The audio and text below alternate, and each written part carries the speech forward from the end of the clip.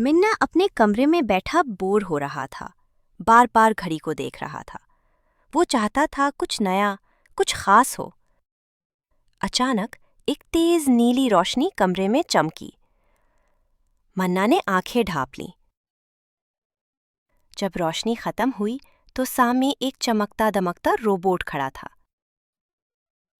Robot ने मुस्कुराकर कहा, हेलो मन्ना, मैं तुम्हारा नया दोस्त हूं। उसकी आवाज नर्म और दोस्ताना थी। मन्ना हैरत से खड़ा रह गया, फिर खुशी से उछल पड़ा। क्या तुम वाकई रोबोट हो? उसकी आंखें हैरत और खुशी से चमकने लगीं। रोबोट ने जवाब में एक मजेदार नाच करके दिखाया। मन्ना हंसने लगा और तालियां बजाने लगा। दोनों ने साथ मिलकर लीगो ब्लॉक्स निकाले और एक खूबसूरत रॉकेट बनाया। रोबोट राज के हाथ खास मैग्नेट वाले थे जो सब कुछ आसानी से जोड़ लेते थे।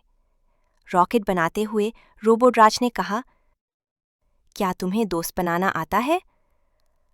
मन्ना ने नफी में सर हिलाया। रोबोट राज ने उसे तरीका सिखाया कि अच्छे दोस्त कैसे बनते हैं। मन्ना ने अपनी तस्वीरी कहानियों वाली किताबें निकाले। रोबोट राज ने शौक से पढ़ना शुरू किया। उसे सीखने का बहुत शौक था। बाहर बारिश हो रही थी। मन्ना ने बाहर जाने की जिद की। रोबोराज ने फौरन अपने जिस्म से एक छतरी निकाली और मन्ना को बारिश में ले गया।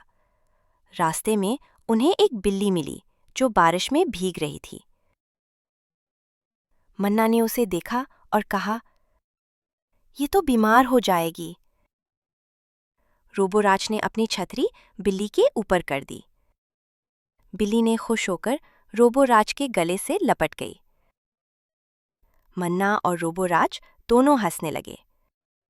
घर वापस आकर रोबोराज ने आहिस्ता से कहा, मन्ना, मुझे बस एक दिन के लिए भेजा गया था।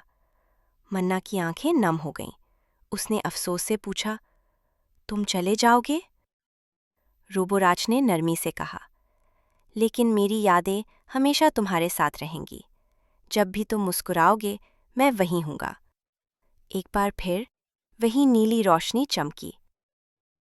रोबोराज आहिस्ता आहिस्ता गायब हो गया।